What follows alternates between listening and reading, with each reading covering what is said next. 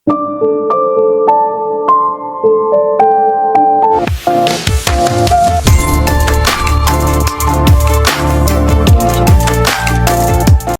Tears, வணக்கம். Welcome back to my channel voice of Vinodhini. ஒரு ongoing drama வந்து நம்ம பார்க்க ஸ்டார்ட் பண்ண போகிறோங்க. ட்ராமாவோட நேம் வந்து ட்ரீம் டு யூ. 2026 ரிலீஸ் ஆயிருக்கு. டோட்டலாக 12 எபிசோட். ஜூலை 13 ரிலீஸ் ஆயிருக்குங்க. ஆகஸ்ட் 18 கம்ப்ளீட் ஆகிடும். இது வரைக்கும் 4 எபிசோட் ரிலீஸ் பண்ணியிருக்காங்க. 4 எபிசோட்லையும் இந்த வீடியோவில் நம்ம பார்க்க போகிறோம். இந்த ட்ராமாவோட கதாநாயகியோட முதல் காதலை, முதல் கனவை ஒருத்தர் எடுத்துகிட்டு போயிடுறான். 15 வருஷத்துக்கு அப்புறமாக திரும்பி வந்து அந்த முதல் காதலையும் முதல் கனவையும் கொடுக்கறதுக்காக நான் வந்திருக்கேன் அப்படின்னு சொல்கிறான். இந்த ரெண்டையுமே நம்ம ஹீரோயினால் எடுத்துக்க முடிஞ்சுதா இல்லையா, அவங்க என்ன முடிவெடுத்தாங்க அப்படிங்கிறது தாங்க கதையே. கதைக்குள்ளே போகிறதுக்கு முன்னாடி என்னோட வாய்ஸ் ஓவர் நரேஷன் ஸ்டோரியெல்லாம் பிடிச்சிருந்தா லைக் பண்ணிட்டு பாருங்க. அப்படியே உங்கள் ஃப்ரெண்ட் அண்ட் ஃபேமிலி கூட ஷேர் பண்ணிக்கோங்க. இது வரைக்கும் யாராவது சப்ஸ்கிரைப் பண்ண பார்த்துட்டு இருந்தீங்கன்னா மறக்காம சப்ஸ்கிரைப் பண்ணிக்கோங்க. இப்போ அவங்க வீடியோக்குள்ளே போயிடலாம். நம்ம கதையோட ஹீரோயினை தான் காட்டுறாங்க. ஹீரோ பேர் சுபின், ஹீரோயினோட பேர் வந்து ஜியா. இவங்க 2 பேரோட வாழ்க்கையும் கனவுகளும் கிட்டத்தட்ட ஒன்றா தான் ஆரம்பிச்சுது. ஆனால் பாதை மாறி போயிடுச்சு. ஒருத்தவங்களோட கனவு அவங்க உண்மையிலே எதை கனவாக கண்டாங்களோ அதை போய் அடைஞ்சிடுறாங்க. அதுதாங்க நம்ம ஹீரோ. ஒரு ஃபேமஸான ஃபிலிம் டைரக்டராக மாறணும் அப்படிங்கிறது அவரோட ஆசை. அந்த ஆசையை வந்து அவர் அடைஞ்சிட்டாரு. அது மட்டும் இல்லாமல் 83rd யூரோப்பியன் இன்டர்நேஷ்னல் ஃபிலிம் அவார்டை வந்து இவர் வாங்கவும் போகிறாரு. இந்த பக்கம் நம்ம ஹீரோயினை காட்டுறாங்க. ஒரு ரிப்போர்ட்டராக இருக்காங்க. எங்கேயோ போயிட்டு ரிப்போர்ட் எடுக்கிறதுக்காக ரெடி ஆகிட்டு இருக்காங்க.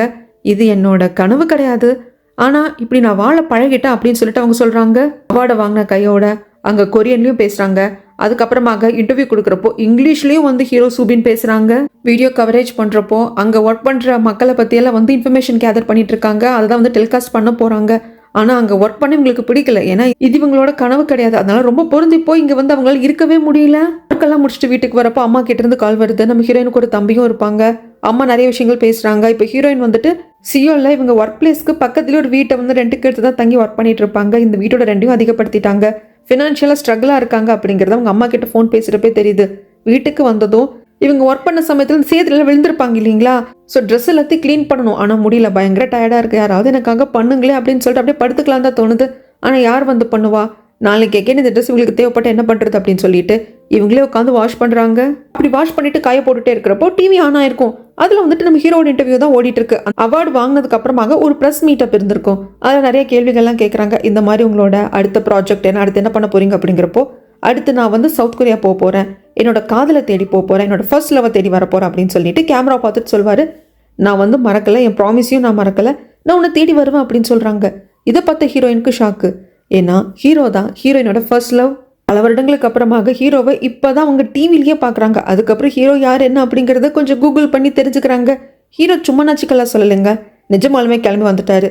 இன்னும் சொல்ல போனால் அவரோட அசிஸ்டன்ட் ஃப்ரெண்டு கிட்ட கூட சொல்லாமல் வந்துட்டாரு. ஹீரோவோட ஃப்ரெண்டு ஜஸ்ட் ஃப்ரெண்டு மட்டும், அசிஸ்டன்ட் மட்டும் கிடையாதுங்க, ஃபிலிம் ப்ரொடக்ஷன் கம்பெனியோட சிஇஓவும் கூட.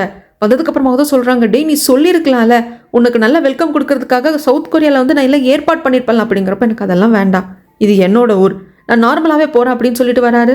வந்தவர் நேராக ஹீரோயின் எங்கே ஒர்க் பண்ணுறாங்க அப்படிங்கிறதுலாம் தெரியும். அங்கே ஹீரோயினை பார்க்கறதுக்காக வந்துட்டாங்க. ஆனால் அங்கே இருக்கிறவங்களாம் ரொம்ப ஃபேமஸான பெரிய டேரக்டராக இவரு அப்படின்னு சொல்லிட்டு எல்லாரும் வந்துட்டு ஆச்சா போச்சான்னு வெல்கம் பண்ணுறாங்க. அதை பார்த்ததும் ஹீரோயினுக்கு என்ன பண்ணுறது தெரியாமல் டக்குனு டேபிள் கீழே குனிஞ்சுப்பாங்க. ஆனால் ஹீரோ அங்கேயும் வந்து என்ன பண்ணுறீங்க ஜெயா அப்படின்னு சொல்லி கேட்க, டக்குன்னு அவங்க நிமிடுறப்போ தலையில் அடிச்சுப்பாங்களா. அப்படியே இங்கே இருந்து கதை இவங்க வந்து ஹைஸ்கூல் படித்த காலகட்டத்துக்கு வருது. ஹீரோயினோட கனவுங்க டைரக்டர் ஆகணும் அப்படிங்கிறது. அதுக்காக கையில் ஒரு கேமரா வச்சுருப்பாங்க. எப்போ பார்த்தாலும் ஏதோ ஒன்று வீடியோ எடுத்துக்கிட்டே இருப்பாங்க. அப்போ தான் ஒரு கார் வருது, அதையும் வீடியோ எடுக்கிறாங்க. கார்லேருந்து இறங்குறது தான் நம்ம ஹீரோ. வேறு ஸ்கூல்லேருந்து இந்த ஸ்கூலுக்கு ட்ரான்ஸ்ஃபர் ஆகி வந்திருப்பாங்க. பையன் பார்க்க க்யூட்டாக இருக்கானே அப்படின்னு சொல்லி வீடியோ எடுத்துக்கிட்டே இருக்கிறப்போ எதிர்ச்சியாக பார்த்து நம்ம ஹீரோ ஹலோ அப்படின்னு சொல்லிட்டு லைட்டாக வாயை மட்டும் அசப்பாரு. என்னை கேமராவில் பார்க்குறப்போ அது நல்லாவே தெரியுது. ஐயோ நம்மளை பார்த்துட்டானே அப்படின்னு சொல்லிட்டு குனிஞ்சுப்பாங்க. அப்போ தலை இடிச்சிரும். கிட்டத்தட்ட இவங்க 2 பேரோட சந்திப்பும் இப்படி தான் ஆரம்பிச்சுது. அதுக்கப்புறம் அவங்க அம்மா தான் வந்திருப்பாங்க நம்ம ஹீரோ விட்டு போகிறதுக்காக. இந்த ஸ்கூலில் ஜாயின் பண்ணதுக்கு அப்புறமாக அன்னைக்கு நாள் அசம்பிளி நடக்குது. ஸ்டூடெண்ட்ஸ் எல்லாம் வெயிலில் நிற்கிறாங்க. டீச்சர்ஸ் வந்து ரொம்ப நிலையில் நின்றுட்டு பேசுகிறாங்களா, அதனால் அவங்க பாட்டுக்கு ஸ்பீச் கொடுக்குறாங்க. நீங்கள் தான் இந்த எதிர்கால தூண்கள் அப்படி இப்படின்னு சொல்லிட்டு. நம்ம ஹீரோயின் ஜெயாவால் முடியல, அப்படியே சோர்ந்து போய் மயக்கம் போட்டு விழ நம்ம சூபின் தான் தூக்கிட்டு வருவாங்க. அப்போ கூட மயக்கம் போட்டு விழுந்திருக்கிற ஜெயாக்கு இந்த ஸ்மெல் நல்லா இருக்கே அப்படின்னு சொல்லிட்டு இருக்கு. அதுக்கப்புறம் வந்து உளிய கிளினிக் இருக்கும் இல்லைங்களா, அங்கேயும் வந்து படுக்க வச்சுட்டாங்க. அங்கே இருக்கக்கூடிய நர்ஸ் இருந்துட்டு கொஞ்ச நேரம் பார்த்துக்கோப்பா அப்படின்னு சொல்லிட்டு வெளியே போகிறாங்க. அவங்க போனதுக்கு அப்புறமாக ஜெயா எழுந்து வருவாங்க. ஆமாம், நான் மயக்க போட்டு விழுந்தா நீ தூக்கியிருக்க கூடாதே, என்னோட ஃப்ரெண்டு தானே தூக்கியிருக்கணும். சரி எப்படியோ ஒன்று, எப்படியோ அசம்பிளி என்னால் ஸ்டாப் ஆயிடுச்சு இல்லையா, நீ எனக்கு தான் தேங்க்ஸ் பண்ணும் அப்படிங்கிறாங்க. சூபின் திருன்னு முழிப்பார். அப்போ இந்த பொண்ணு நடிச்சிருக்கா, நிஜமாலுமே வெயில்னால மயக்கம் போட்டு விழுகல அப்படிங்கிறது இப்போதான் புரியுது. அது மட்டும் இல்லாமல் கிளாஸை கட்டடிக்கிற மைண்டில் இருக்காங்க நம்ம ஜெயா. கட்டடிச்சுட்டு போகிறப்போ கூடவே சூபினும் வருவாங்க. என்னன்னு தெரியல, ஜெயா பண்ணுறதெல்லாம் ரொம்ப அட்ராக்டிவாக படுது சூபினுக்கு. என்ன சூபினோட லைஃப் வந்து இது வரைக்கும் ரொம்ப ரொம்ப ட்ரையாக இருக்கும். ஒரு ஸ்கேலில் கோடு போட்ட மாதிரி தான் அவரோட லைஃபே இருக்கும். அதுலேருந்து ஜெயாவை வந்து பார்க்குறது, அவள் பண்ணுற விஷயங்கள் எல்லாம் ரொம்ப டிஃப்ரெண்ட்டாக தெரியுது. கிளாஸை கட்டடிச்சுட்டு கிரவுண்டில் உட்காந்து பேசிக்கிட்டே இருக்கிறப்போ ஜெயா வந்து கேட்பாங்க, உன் பேர் என்ன? சுபின்னு சொன்னேன்ல.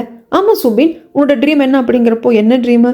எனக்கு என்ன ட்ரீம் இருக்குது, என் தாத்தா டாக்டர், என் அப்பாவும் டாக்டர், சியோவில் பெரிய ஹாஸ்பிட்டல் இருக்குது எங்கள் அப்பாவுக்கு, நானும் டாக்டராக போகிறேன், அவ்வளோதான் அப்படின்னு சொல்லிட்டு இவர் திரும்பி கேட்பாரு, உனக்கு என்ன ட்ரீம் இருக்குது ஜெயா அப்படிங்கிறப்போ, வார்த்தைக்கு வார்த்தை பேர் சொல்லி கூப்பிடுறது பெண்களுக்கு பிடிக்குமா? எப்படி இருக்க ஜெயா, என்ன பண்ணுற அப்படின்னு எல்லாம் பேசுகிறப்போ நீ ரொம்ப கைண்டாக இருக்கிற மாதிரி எனக்கு ஃபீல் ஆகுது, என்ன அது ரொம்ப வீக் பண்ணுது.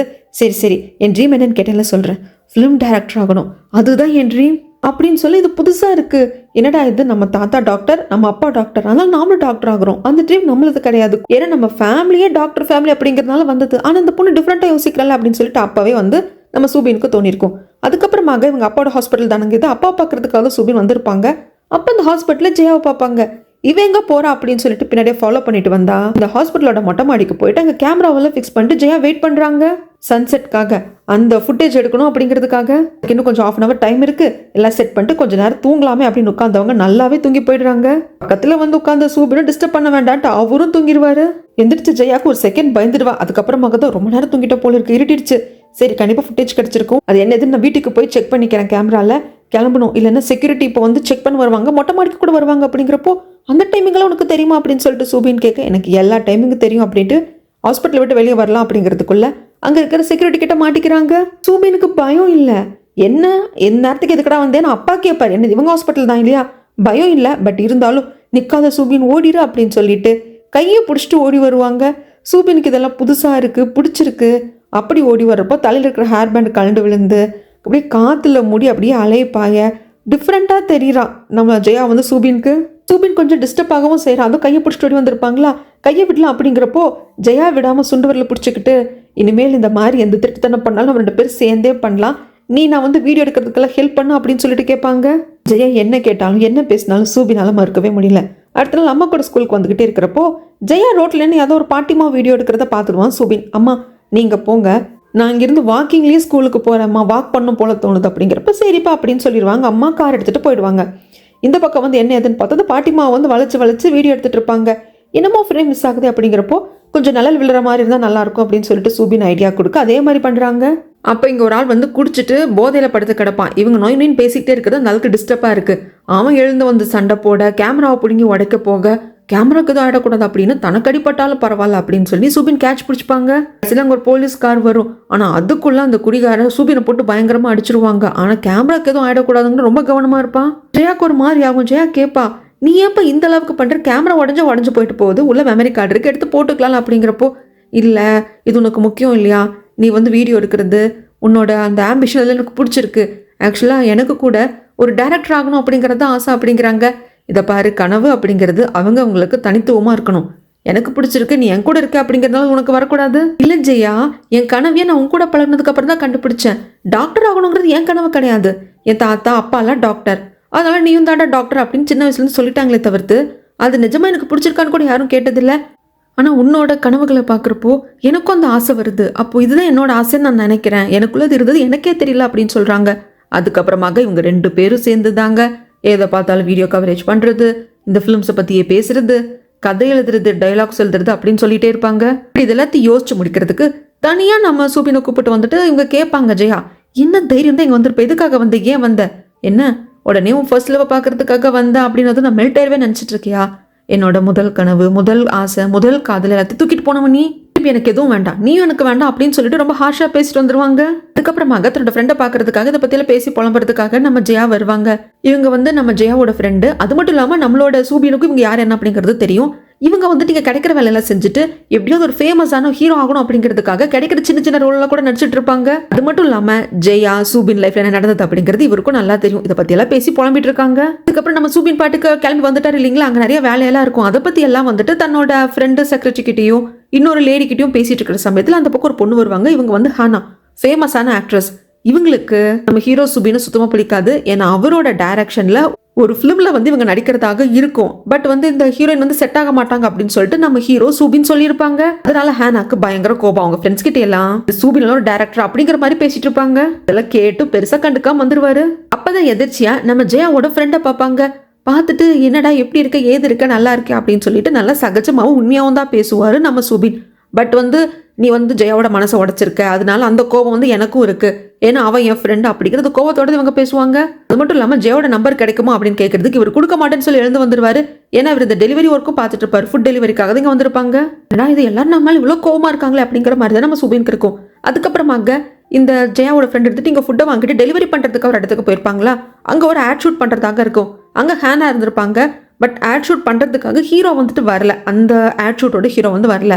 அதில் என்ன பண்ணுறதுன்னு தெரியல. அப்போ ஃபுட் டெலிவரி பண்ண வந்த ஜெயாவோட ஃப்ரெண்டை பார்த்துட்டு கொஞ்சம் நேரத்துக்கு நடிக்க முடியுமா அப்படின்னு சொல்லி கேட்கவும் செய்கிறாங்க. ஹேனாவை பார்த்ததும் ஜெயாவோட ஃப்ரெண்டு கூட அப்படியே பேண்ட் பார்ப்பாரு. அதுக்கப்புறம் நடிக்கவும் செய்கிறாங்க. இவங்க 2 பேரும் அந்த ஆட் ஷூட் முடிச்சதுக்கு அப்புறமாக ஒரு ஃபோட்டோ எடுத்திருப்பாங்க ஆட் ஷூட்காக. அதை வந்து கிஃப்ட் மாதிரி கொடுக்குறாங்க. ஆனால் சைன் பண்ணி கொடுக்க மாட்டேன், ஏன்னா நீங்கள் என்னோட ஃபேன் இல்லை, என் ஃபேன்ஸுக்கு வந்து நான் சைன் பண்ணி கொடுப்பேன்னு கொடுத்துட்டு போவாங்க. அதுக்கப்புறமாக ஏதோ ஒரு கேமரா என்னமோ வாங்க வேண்டியதாக இருக்கும் நம்மளோட ஹீரோயின் ஜெயாவுக்கு. அங்கே நம்ம சுபன் கிட்ட பேசிகிட்டே இருக்கிறப்போ ஜெயாவோட ஃப்ரெண்டு இந்த ஃபோனில் பேசிட்டு அப்படியே வந்து தாண்டி போவார். இந்த மாதிரி செகண்ட் மார்க்கெட் எல்லாம் இருக்கு இல்லையா, அது வந்து கேபேஜ் மார்க்கெட்னு சொல்லுவாங்களாம், ஆன்லைன் ஆப் அப்படி ஒன்று இருக்குது. அங்கே போய் நீ செக் பண்ணி பார்க்கலாம் அப்படின்னு சொல்லி பேசிட்டு இருக்கிறது அவர் கேட்டவர். அது என்ன ஆப் என்ன எது அப்படின்னு சொல்லிட்டு சர்ச் பண்ணி பார்க்குறப்போ அப்போ தான் தெரிய வருது கொஞ்சம் பணம் தேவை இருக்குது நம்மளோட ஜெயாவுக்கு. அதனால இவங்ககிட்ட நிறைய வீடியோ கேசட்ஸ் எல்லாம் இருக்கும், கொஞ்சம் பழைய கேசட்ஸ் தான். இது நம்ம போஸ்ட் பண்ணுவோம், யாராவது வேணா வாங்கிக்கிட்டோம் அப்படின்னு சொல்லிட்டு அதுக்கு மேலே இருக்க ஸ்டிக்கர்ஸ் எல்லாத்தையும் எடுத்துகிட்டு இருப்பாங்க. போஸ்ட்டும் பண்ணிட்டாங்க. அதை பார்க்குற நம்மளோட சுபின் தான் வாங்கிக்கிறதாக சொல்கிறாங்க. ஆனால் இந்த ஐடியா பார்க்குறப்போ இது சுபின் அப்படிங்கிறது தெரியறதில்ல. சரி அப்படின்னு ஒரு இடத்த ஃபிக்ஸ் பண்ணி அங்கே கொண்டு கொடுக்குறேன்னு சொல்லிடுறாங்க. அங்கே போனதுக்கு அப்புறம் தான் தெரியுது சூபின்னு சொல்லிட்டு. வீடியோ கேசட்ஸை கொடுக்கறதுக்கு நம்மளோட ஜெயாக்கு மனசு இல்லை. பட் சூபின் இருந்துட்டு நான் டிஸ்கிரிப்ஷன் படித்தேன், அதில் நீ அழுது எழுதியிருக்க, எவ்வளோ வருடங்களோட மெமரிஸ் அப்படி இப்படின்னு எழுதியிருக்க, அது எல்லாத்தையும் நான் பார்த்தேன். அது மட்டும் இல்லாமல் நீ கோட் பண்ண விலையை விட 10 மடங்கு நான் பணம் கொடுக்குறேன் அப்படிங்கிறப்ப பணத்தேவை இருக்கிற ஜெயா ஒரு செகண்ட் யோசிக்கிறேன். பட் இருந்தாலும் தன்மானம் இடம் கொடுக்க மாட்டேங்குது. இந்த பாரு ஜெயா, நான் பணத்தை வச்சு உன்னை மடக்கணும்னு நினைக்கல, அது எனக்கு தேவையும் இல்லை. உன்னோட முதல் காதல் முதல் கனவு 2 திருப்பி கொடுக்கறதுக்காக தான் நான் வந்திருக்கேன். ஆனால் அதில் ஃபர்ஸ்ட் உன்னோட முதல் கனவு அது நம்ம கம்ப்ளீட் பண்ணணும் அப்படின்னு சொல்லிட்டு ஒரு ஸ்கிரிப்ட் எடுத்து மேலே வைக்கிறாங்க. ஜாங் ஜம் லவ் சாங் அப்படின்னு சொல்லிட்டு இவங்க ஒரு கதை எழுதியிருப்பாங்க. எப்பன்னா இவங்களாம் ஹைஸ்கூல் படிச்சப்பவே அதுக்கு ஒரு ப்ராப்பரான எண்டிங்கை வந்து இவங்க எழுதியிருக்க மாட்டாங்க. எண்டிங்குக்காக இவங்க ஒர்க் பண்ணியிருப்பாங்க, எண்டிங் இப்படி தான் இருக்கணும் அப்படின்னு சொல்லிட்டு. அதுக்கான ஒர்க்கில் இருந்தப்போ இவங்க 2 பேரும் பிரிஞ்சிருப்பாங்க. நம்ம கம்ப்ளீட் பண்ணணும், இதுதான் உன்னோட முதல் ஆசை முதல் கனவு அப்படிங்கிறப்போ இதை பார்த்ததும் ஜெயாக்கு ஒரு மாதிரி ஆயிடுது. ஏன்னா இந்த கனவுக்காக இவங்க எவ்வளோ பெரிய விலை கொடுத்துருக்காங்க அப்படிங்கிறது ஜெயாக்கு தான் தெரியும். காஃபியை தூக்கி அந்த ஸ்கிரிப்ட் மேலே கொட்டிட்டு அங்கேருந்து வந்துருவாங்க. அங்கே வெளியே வரப்போ நல்ல மழை, பின்னுக்கவே கொடை எடுத்துட்டு வருவார் நம்மளோட சூபின். வந்தவர் ஏன் ஜெயா அப்படின்னு சொல்லிட்டு கேட்குறதுக்கு ரொம்ப ஈஸியாக 15 வருஷம் கழிச்சு பொறுமையாக வந்து நான் உன்னை பாதியில் விட்டுட்டு போனதுக்கு சாரிங்கிற, இந்த ஸ்கிரிப்டை என்கிட்ட கொடுக்குற, எண்டிங்கை மட்டும் கம்ப்ளீட் பண்ணிட்டு இதையே வந்து நம்ம நல்ல ஒரு மெலோ ட்ராமாவாக எடுக்கலாம் அப்படின்னு சொல்கிறேன். எனக்கு புரியல, என் லைஃப்பில் உன்னை பார்த்து நான் ரொம்ப ரெக்ரெட்டாக ஃபீல் பண்ணுறேன். இப்போ நீ கண்ணு முனுக்க வந்து நிற்கிறதையும் எனக்கு பார்க்க பிடிக்கல அப்படின்னு சொல்லிட்டு போகிறப்பதாங்க நம்மளுக்கு தெரிய வருது. இவங்க ஹைஸ்கூல் படிச்சுட்டு இருந்தப்போ என்ன பிரச்சனை ஏது பிரச்சனைன்னு தெரியல. இந்த சூபின் வீட்டுக்கு முன்னாடி வந்துட்டு ஜெயா வெயிட் பண்ணியிருப்பாங்க. பயங்கரமாக மழை வந்திருக்கும். ஜெயா வந்துட்டு இந்த மாதிரி இந்த ஸ்கிரிப்ட் நம்மளோடது, இதுக்காக நம்ம ஒர்க் பண்ணோம் அப்படின்னு சொல்லியிருப்பாங்க. இல்லை முடியாதுன்னு சூபின் சொல்லியிருப்பாங்க. அப்போ இந்த ஸ்கிரிப்டை ஜெயாக்கா கொடுத்துட்டு அங்கேருந்து ஓடி வந்திருப்பாங்க. இதோட இங்கே எபிசோட் 1 கம்ப்ளீட் ஆகுதுங்க. இப்போ எபிசோட் 2ஓட ஸ்டார்டிங் சீனில் இப்போ ஒரு ஃப்ளாஷ்பேக் காட்டுறாங்க. இவங்க 2 பேரும் ஹைஸ்கூல் படிச்சுட்டு இருந்தப்போ எந்த அளவுக்கு ஒரு ஃபிலிம் டைரக்டர் ஆகணும் அப்படிங்கிறது நம்ம ஜெயாக்கு ஆசையாக இருந்திருக்கும். அப்படின்னா இவங்க கூட படிக்கிற ஃப்ரெண்ட்ஸுக்கெல்லாம் ஜாம்பி மாதிரி மேக்கப் எல்லாம் போட்டு ஒரு ஜாம்பி மூவி எடுத்தால் எப்படி இருக்கும் அப்படின்னு சொல்லிட்டு ஸ்கூல் கேம்பஸ்குள்ளேயே அதை பண்ணியிருப்பாங்க. தெரிய வந்து பனிஷ்மெண்ட் எல்லாம் கூட வாங்கியிருப்பாங்க. டீச்சர் வந்து திட்டிட்டு போவாங்க, நீங்கள் வந்து படிக்கிறதுக்கு இங்கே ஃபிலிம் டைரக்ட் பண்ணுறதுக்கு கிடையாது அப்படின்னு திட்டிட்டு போயிருப்பாங்க. அதுவும் எப்படின்னா இது சாதாரணமாக வந்து நம்ம சும்மா ஒரு கேமரா இருக்க எடுத்தோம் அப்படிங்கிற மாதிரி இருக்கக்கூடாது, பர்ஃபெக்ஷனோட ஒர்க் பண்ணியிருப்பாங்க ஜெயா. அது எல்லாத்தையும் அப்போ இருந்து சூபின் பார்த்துருக்காங்க. ஜஸ்ட் நம்மள ஸ்டூடெண்ட்ஸ் தான், நம்மளால முடிஞ்ச அளவுக்கு தான் வந்துட்டு வீடியோ எடுக்க முடியும், ஒரு படத்தையோ இல்லை ஒரு ஷார்ட் ஃபிலிமையோ. பட் அதில் இவ்வளோ மெனக்கேட்டாலே இவ்வளோ எஃபெக்ட் போட்டாலே பர்ஃபெக்ஷன் பார்க்கல அப்படின்னு சொல்லிட்டு அப்போ இருந்தே வந்து ரொம்ப இம்ப்ரெஸ் ஆயிருப்பாரு. அதுக்கப்புறம் என்ன மார்க்கெட்டுக்கு போனால் அங்கே காய்கறி விற்கிற பாட்டிமாங்களை வீடியோ எடுக்கிறது, கண்ணா பின்னான்னு எல்லாத்தையும் அழகாக வீடியோ எடுக்கிறாங்க. தன் வீட்டுக்கும் சூபினை கூப்பிடுறாங்க. ஆனால் அம்மாவுக்கு தெரியாமல் தன் ரூமுக்கு கூப்பிட்டு போயிட்டு இவங்க எடுத்த ஃபுட்டேஜ் எல்லாம் போட்டு பார்க்குறாங்க. அதுக்கப்புறமாக இந்த ஹைஸ்கூல் ஸ்டூடெண்ட்ஸே வந்துட்டு இந்த மாதிரி ஷார்ட் ஃபிலிம் எல்லாம் எடுத்து அதை வந்துட்டு ரிலீஸ் பண்ணலாம். அந்த மாதிரியான ஒரு ஸ்டேஜிங்கில் இவங்களுக்கு ஃபர்ஸ்ட் ப்ரைஸும் கிடைச்சிருக்கு, அவார்டும் கிடைச்சிருக்கு. அப்போ கூட யாருமே வந்திருக்க மாட்டாங்க, இவங்க மட்டும் தான் தனியாக போயிருப்பாங்க ஜெயா. ஆனால் அதை தெரிஞ்சுக்கிட்டு மத்தியானம் மேலே கிளாஸை கட் அடிச்சுட்டு செவிரேறி குதிச்சு பஸ்ஸை பிடிச்சி ஜெயா வந்து என்கரேஜ் பண்ணணும், அவார்டு வாங்குறப்போ தனியாக இருக்கக்கூடாது அப்படிங்கிறதுக்காக வந்திருப்பாங்க. அவர் வர்றதுக்குள்ள அங்கே இருக்கிறவங்க கேட்பாங்க, ஹோஸ்ட் பண்ணவங்க, இந்த மாதிரி உங்கள் ஃபேமிலி ஃப்ரெண்ட்ஸ் யாரும் வரலையா அப்படிங்கிறப்போ நான் தான் வந்திருக்கேன், என்ன ப்ரைஸ் பண்ணி நான் யாரு கூட ஷேர் பண்ணிக்க வேண்டாம் இல்லையா அப்படிங்கிறப்ப அங்கே நம்மளோட சூபின் வந்து நிற்கிறாங்க. அது ரொம்ப ரொம்ப பிடிச்சிருக்கு ஜெயாக்கு. அது வரைக்கும் ஜெயாக்குள்ள ஒரு நெடல் இருந்துகிட்டே இருந்தது. நம்ம கூட இருக்கிறதுனால தான் இவன் வந்து நானும் ஃபிலிம் டைரக்டர் ஆகணும் அப்படி நல்லா யோசிக்கிறானே தவிர்த்து இது அவனோட ட்ரீம் இல்லையோ நினச்சவங்க.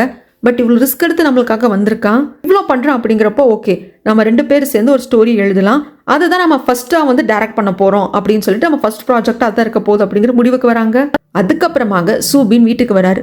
அவருக்கு பயமாக இருக்குது. ஏன்னா டிரைவரை பல்லாரம் அவங்க அப்பா அடிக்கிறாங்க. ஏன்னா பையன் பாதிக்கு மேலே கிளாஸில் இல்லை ஆஃப்டர்நூனுக்கு மேலே அதில் தெரிய வந்ததுனால அடிச்சிருக்காங்க அப்படின்னு தெரிய வருது. ஏன்னா பாதிக்கு மேலே ஸ்கூலுக்கு வரல அப்படின்னா ஆஃப்டர்நூனுக்கு மேலே இவர் ஸ்கூலுக்கு போக நேரம் வீட்டுக்கு வந்திருக்காரு. அப்போ பேக் எங்கே இருக்கும், ஸ்கூலில் தானே. பேக் மட்டும் வீட்டுக்கு வந்திருக்கு.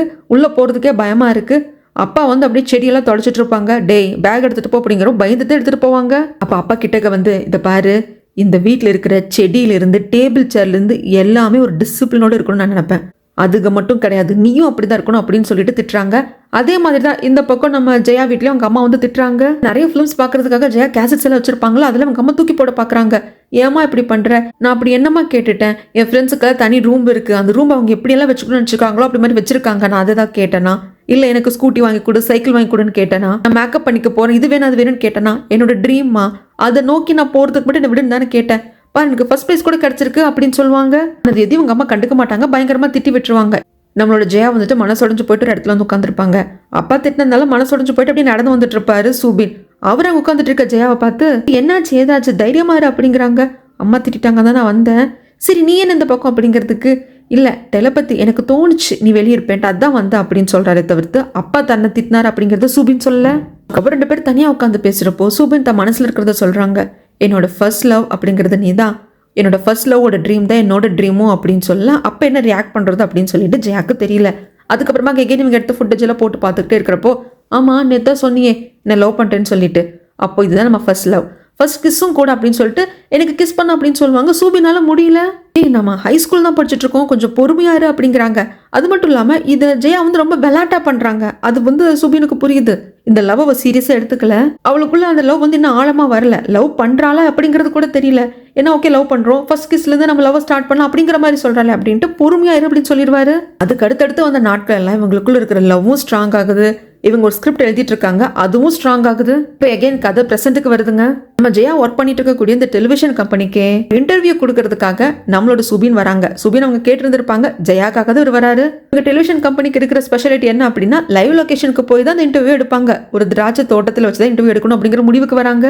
அங்கே வந்த சமயத்தில் நிறைய ஃபீமேல் ஃபேன்ஸ் எல்லாம் இருப்பாங்க இல்லைங்களா சுபினுக்கு, அவங்கெல்லாம் வந்து ஃபோட்டோ எடுத்துக்கிறாங்க, எல்லாரும் பார்க்குறாங்க.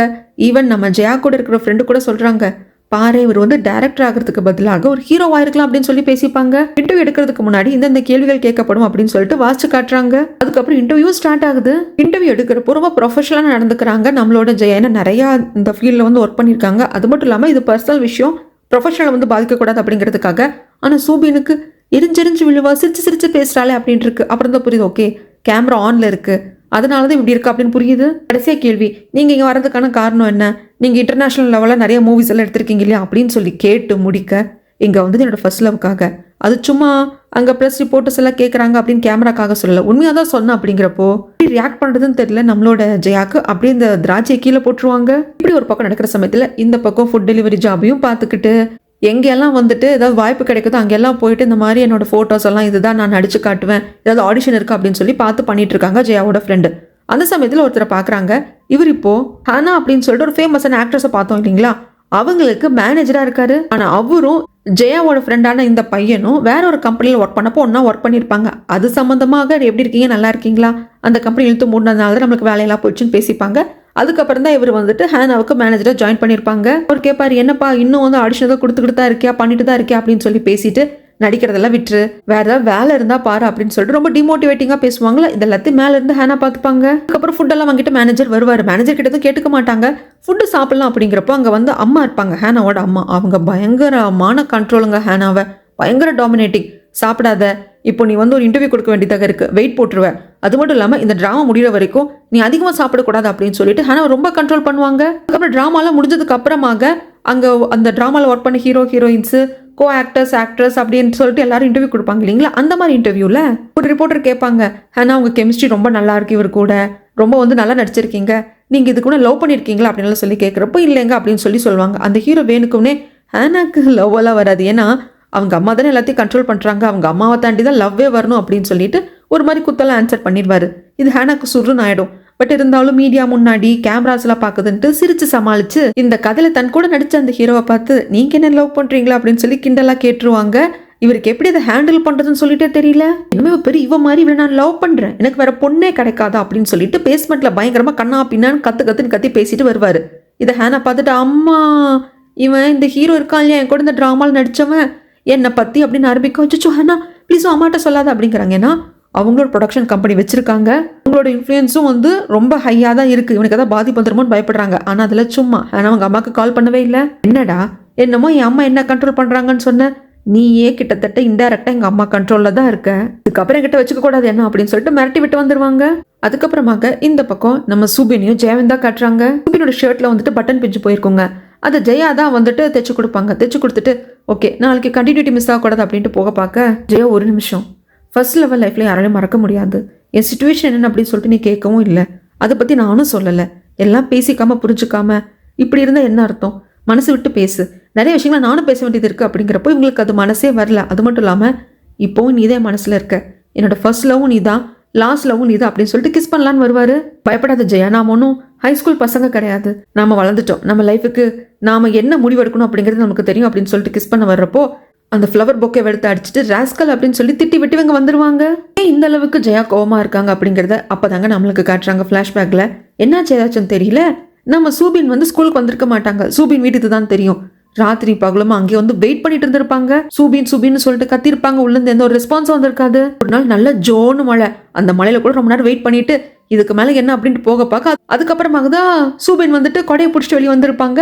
ஜெயா இல்லைன்னு சொல்லிட்டு ஜெயா போய் டக்குன்னு ஹக் பண்ணிக்கிட்டு என்ன ஆச்சு, நான் உன்னை பார்க்கறதுக்கு எத்தனை நாள் வந்திருக்கேன் தெரியுமா, நைட்டெல்லாம் இங்கே வெயிட் பண்ணி இருந்திருக்கேன், பயமா இருக்கும், ஸ்டேஜுக்கு மேலே தான் போவேன் பாரு, நான் இன்னும் எண்டிங்கை கம்ப்ளீட் பண்ணல அப்படின்னு சொல்லி கேட்குறப்போ இல்லை ஜெயா என்னால் முடியாது, நான் வந்து அமெரிக்கா போகிறேன் அப்படின்னு சொல்லி இருந்திருப்பாரு. அப்பவே மனசு சுக்குநூறா உடஞ்சிருக்கும் ஜெயாக்கு.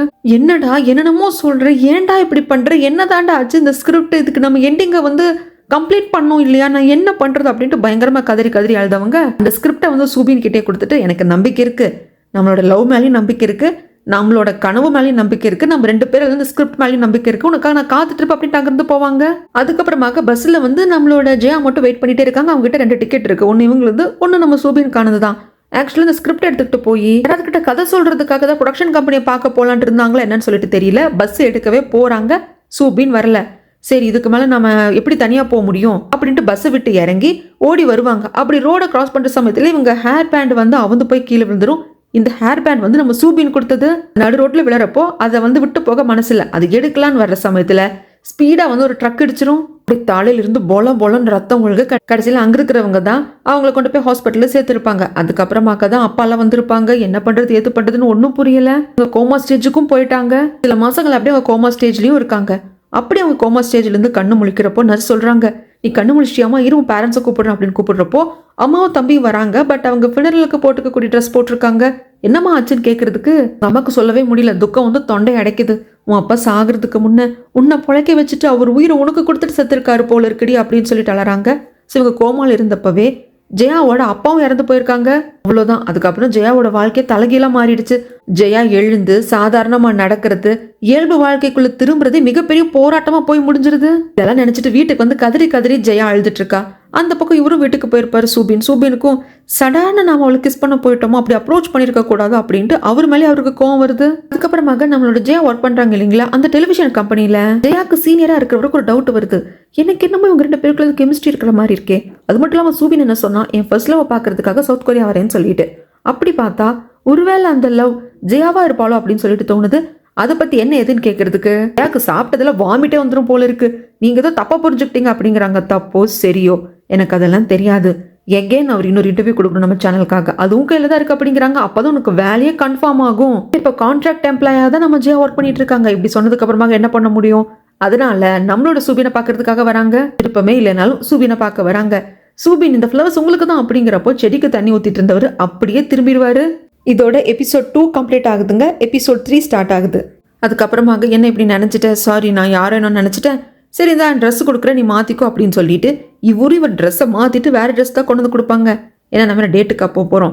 அந்த ட்ரெஸ்ஸே நல்லா தானே இருந்தது சுபின், எதுக்கு வேறு ட்ரெஸ் மாற்றிட்டு வந்து, சரி நான் போய் ட்ரெஸ் மாற்றிட்டு இவங்க ட்ரெஸ் மாற்ற போகிறப்ப தான் சொல்லுவாங்க கொஞ்ச நாள் நீங்கள் தான் இருக்கேன் அப்படின்னு சொல்லிட்டு என் தம்பியை வச்சு தான் நான் ஃபாலோ பண்ண வச்சேன், எங்கே எங்கள் சேனலுக்கு இன்டர்வியூ கொடுக்க வரணும் அப்படின்னு சொல்லி கேட்டுக்கிறாங்க. சுபினுக்கு என்ன ஏமாற்றம் அப்படின்னா, ஜெயா அவளா விருப்பப்பட்டு நம்மளை பார்க்க வரல, அவள் வேலை நிரந்தரமாகணும் அப்படிங்கிறதுக்காகவும் அவள் சீனியர் கொடுக்குற ப்ரெஷராக இருந்தால் பார்க்க வந்திருக்கா அப்படிங்கிறது கொஞ்சம் வருத்தமாக இருக்குது. இது ஒரு பக்கம் நடக்கிறப்போ இன்னொரு ரெஸ்டாரண்ட்டை காட்டுவாங்க. இந்த ரெஸ்டாரண்ட்டோட ஓனர் வந்துட்டு நம்ம ஜெயாவோட ஃப்ரெண்ட் இருக்காரு இல்லைங்களா, ஆக்டர் ஆகணும்னு சொல்லிட்டு ட்ரை பண்ணிட்டு இருக்காரு, அவரோட அப்பா ரெஸ்டாரண்ட் தான் இது. சில பேர் சாப்பிட்டு போகிறப்போ யார் இந்த பையன் அப்படின்னு கேட்கறதுக்கு என் பையன் தான், அவன் ஆக்டராக இருக்கான், சியோவில் இருக்கான் அப்படிங்கிறாங்க. அப்படியா, எந்த ட்ராமாவில் மூவியில் இவரை பார்த்து அப்படின்னு யோசிக்கிறாங்க. இந்த மூவியில் இத்தனாவது சீனில் 2 நிமிஷம் இந்த டைலாக் பேசிட்டு வருவார். இந்த ட்ராமாவில் 70வது எபிசோடில் இந்த சீனில் சார் கார் ரெடி அப்படிங்கிற டைலாக் பேசிட்டு வருவான். அப்படிங்கிறப்போ அவங்களுக்கு புரிஞ்சு போச்சு, ஓகே அப்போ இவங்க பையன் ஹீரோ கிடையாது, சப்போர்ட்டிங் ஆக்டர் கூட கிடையாது, சும்மா ஏதோ ஒரு சீன் 2 சீனுக்கு நடிக்கிறவங்க அப்படின்னு சொல்லிட்டு அவங்க அவங்களுக்குள்ளே சொல்லிட்டு போயிடுவாங்க. ஆனால் இவரு ரொம்ப பாவங்க, ஆடிஷன் எல்லாம் கொடுக்க போவாங்க, நடிச்செல்லாம் காட்டுவாங்க, இந்த கேரக்டருக்கு நீ செட் ஆக மாட்டப்பா அப்படின்னு சொல்லிட்டு அசால்ட்டாக அனுப்பிச்சிருவாங்க. இந்த மாதிரி இவர் ஆடிஷனில் கொடுக்க போகிறாரு, ஆக்டர் ஆகணும் அப்படிங்கிறது அவரோட எய்ம் அப்படிங்கிறது ஹேனாக்கும் தெரிய வருது. அந்த ரெஷ்யூமெல்லாம் பார்க்குறாங்க. ஒரு அவார்ட் ஃபங்க்ஷனுக்காக மேக்கப் போட்டிருப்பாங்களா, அங்கே இருக்கிறவங்க எல்லாத்தையும் வெளியே அனுப்பிச்சிட்டு ஹேனாவோட அம்மா பேசுவாங்க, எதுக்காக நீ சாரி கேட்ட அப்படின்னு சொல்லிட்டு. ஏன்னா ஒரு ட்ராமா நடிச்சிட்டு இருக்கிறப்போ ஏதோ ஒரு சீன் தப்பாக நடிச்சிருவாங்க, அதனால எல்லாரும் மாதிரி டக்குன்னு சாரின்னு கேட்டுருவாங்க. ஹேனா அப்படி கேட்கக்கூடாதான், அது தப்பா, என்னம்மா இது தப்பு பண்ணிட்டா சாரி கேட்கறதுல என்ன இருக்குது, என்னை ஓவர் டாமினேட் பண்ணுற அப்படின்னு சொல்லிட்டு அம்மா மேலே உங்களுக்கு பயங்கர கோவம் வருது. இந்த பக்கம் நம்ம ஜெயாவும் பேசுன்னு பேசுகிறாங்க, ப்ளீஸ் நீ வா இன்டர்வியூ கொடு, புரிஞ்சுக்கோ, கண்டிப்பாக என்னோட வேலைக்காக தான், நான் வந்து பெர்மனெண்ட் எம்ப்ளாயாக மாறணும், அங்கே நான் ஒர்க் பண்ணுங்கிறதுக்காக தான், நீ பண்ணலாம் இல்லையா அப்படின்லாம் சொல்லி பேசிட்டு வரப்போ அப்படி வீட்டுக்கு வந்துடுவாங்க. வந்ததுமே இவர் குடுகுடுன்னு ஓடி போயிட்டு காஃபி கொட்டிட்டு போயிருப்பாங்க இல்லையா கடைசியாக ஸ்ரீஜா, அந்த காஃபி எல்லாத்தையும் க்ளீன் பண்ணிட்டு எக்கேன் இந்த ஸ்கிரிப்டை தான் கொண்டு வந்து கொடுக்குறாங்க, நான் கண்டிப்பாக இன்டர்வியூ கொடுக்கறதுக்காக சேனலுக்கு வரேன், ஆனால் அதுக்கப்புறமாக இந்த ஸ்கிரிப்ட் நாம பண்ணணும் அப்படிங்கிறாங்க. எனக்கு கோவம் தான் வருது, என் லைஃப்பில் என்ன நடந்திருக்கு தெரியுமா, இதனால நீ என்ன இப்படி பண்ணிட்டு இருக்க அப்படிங்கிறப்போ நான் ஏன் அப்படி நடந்துக்கிட்டேன் அப்படிங்கிறத இப்போ இவர் ஃப்ளாஷ்பேக்காக சொல்கிறாரு. ஆக்சுவலாக இவங்க அப்பா கண்டுபிடிச்சிட்டாரு, என் பையன் வந்ததுக்கப்புறம் மெடிக்கல் காலேஜ் போய் படிக்க மாட்டான், அந்த ஆம்பிஷனே அவனுக்கு இல்லை, இவன் வந்து வேற ஒரு பொண்ணு பின்னாடி சுற்றிட்டு இருக்கான், நம்ம வம்சம் என்னத்துக்காகிறது, வழியாக நம்ம டாக்டர் பரம்பரையாக வந்துட்டு இருக்கோம் அப்படின்னு சொல்லிட்டு இதை பற்றிலாம் கேட்குறதுக்கு, இதை பாருங்கப்பா டாக்டர் ஆகிறது என் விருப்பமே கிடையாது, சின்ன வயசுல நீங்கள் தான் என்ன திணிச்சிட்டிங்களே தவிர்த்து அந்த ஜெயா பொண்ணுக்கும் இதுக்கு எந்த சம்மந்தம் இல்லை, அந்த பொண்ணு கூட பழகிறதுனால நான் மெடிக்கல் காலேஜ் போக மாட்டேன் அப்படிங்கிறதுல புரிஞ்சுக்கோங்க அப்படின்னு சொல்ல, அப்போ இது எதையுமே கேட்காம கண்ணா பின்னான்னு போட்டு அடிச்சிருப்பாரு. அம்மாவும் குறுக்கால வந்திருப்பாங்க, அவங்க அம்மா வெளியே கொண்டு விட்டுட்டு, அம்மா விடுமா பரவாயில்ல அப்பா என்ன அடிக்கட்டும், அவர் ஆத்திரத்தீர அடிக்கட்டும்னு சொல்லிட்டு அவங்க அம்மா வெளியே விட்டு லாக் பண்ணிட்டு அவர் பயங்கரமாக அடி நடிப்பார், எல்லாத்தையும் வாங்கிப்பார் நம்மளோட சூபின். அவங்க அப்பா அடிச்சதுக்கு அப்புறமாக உனக்கு 2 ஆப்ஷன் தான் இருக்குது, அமெரிக்கா போயிட்டு படி, அப்போ தான் இந்த வீட்டை விட்டு உனக்கு சுதந்திரமான விடுதலையே கிடைக்கும், அப்படி இல்லைன்னா இங்கேயே கடன்னு விட்டுருப்பாங்க. அப்படி சில நாட்கள் அந்த ரூமுக்குள்ளேயே அவர் இருந்திருப்பாருங்க. அந்த சில நாட்கள் தான் அங்கே ஜெயா வந்து பார்த்துருப்பாங்க, சூபின்னு கத்திருப்பாங்க. அப்படி கொஞ்சம் நாட்கள் போயிருக்கும், அதுக்கு மேலே முடியல இவரால், ஏன்னா தன்னால் அவளும் வேதனைப்படுறோம் அப்படிங்கிறத சூபின் வந்து பார்த்துட்டாரு, ஜன்னல் வழியாக பார்த்துட்டு ஓகே வந்து ஒரு முடிவு எடுத்துட்டாரு, சரிப்பா நீங்கள் சொன்ன மாதிரி நான் மெடிக்கல் காலேஜ் போய் படிக்கிறேன், அமெரிக்கா போகிறேன் அப்படின்னு சொல்லிட்டு சூபின்னு சொல்லிடுவான். அதுக்கப்புறமாக இவர் கட்டி பிடிச்சி என் பையன்டா நீ, என் வம்சத்தை காப்பாற்ற வந்து குல விளக்குடா நீ அப்படின்னு சொல்லிட்டு அதுக்கப்புறம் தான் வெளியே போக அலோவும் பண்ணியிருப்பாங்க. அதுக்கப்புறம் தான் ஜெயா வந்து பார்த்துருப்பாரு, நான் அமெரிக்கா போகிறேன்னு சொல்லியிருப்பாங்க. இவங்க அழுதுட்டு வந்துட்டு அந்த ஸ்கிரிப்டை கொடுத்துட்டு போயிருப்பாங்க. எல்லாத்தையும் சொல்லி முடிக்க, அப்படியா இப்படி ஒரு விஷயம் இருந்திருக்கா, இது எனக்கு தெரியவே இல்லையே சூபின், ஆனால் இவ்வளோ வருடங்களுக்கு அப்புறமாக நீ சொல்கிற பார்த்தியா, அந்த தாக்கமும் என்கிட்ட இல்லை, எனக்கு வந்து உன் மேலே பரிதாபமும் வரல, நீ சொல்கிற காரணங்கள் எதையும் நியாயப்படுத்தவும் செய்யாது அப்படின்ட்டு அங்கேருந்து வந்துடுவாங்க. சூபின் ஏன் இங்கே இருக்காங்கன்னு தெரியல, எங்க ஒரு பாட்டிமா இருப்பாங்க, இந்த பாட்டிமா வந்து சூபினோட அப்பாவோட அம்மாவோட அம்மாவான்னு தெரியல, பட் அவங்க வீட்டில் தான் இருக்கிற மாதிரி காட்டுறாங்க. இப்போ தன்னோட அம்மா வீட்டுக்கு வந்திருக்காங்க ஜெயா, 2 நாள் இருந்துட்டு போகலாம் அப்படின்னு சொல்லிட்டு. அந்த சமயத்தில் தான் அம்மா கேட்குறாங்க, இந்த மாதிரி நான் அந்த பையனோட இன்டர்வியூ டிவியில் பார்த்தேன், நீ தான் அந்த இன்டர்வியூவை எடுத்த, அது மட்டும் இல்லாமல் அதுக்கு முன்னாடி அந்த பையன் வந்துட்டு அவார்ட் வாங்கினப்போ கூட என் ஃபர்ஸ்ட் லவ் நான் பார்க்க தான் போகிறேன், சவுத் கொரியா போகிறேன் அப்படின்னு வேற சொல்லியிருக்கான் அப்படின்லாம் சொல்லி கேட்குறதுக்கு அம்மா அதெல்லாம் பழைய கதை, முடிஞ்ச கதை, நீ அதை தோண்டாத துருவாத அப்படின்னு சொல்லிட்டு இவங்க ரூமுக்கு வந்து தம்பிக்கு பணம் கொடுப்பாங்க. ஏன்னா தம்பி தான் வந்துட்டு ஃபாலோ பண்ணியிருக்காரு இல்லைங்களா நம்மளோட சூபினா, அதுக்காக பணம், அது போக கொஞ்சம் பணம் கேட்குறான், ஏன்னா நீ தான் நான் ஃபாலோ பண்ண சொன்னேன் அப்படிங்கிறத நான் அம்மா கிட்ட சொல்லாமல் இருக்கிறதுக்குன்னு சொல்லிட்டு பணம் வாங்கிட்டு போயிடுவான்.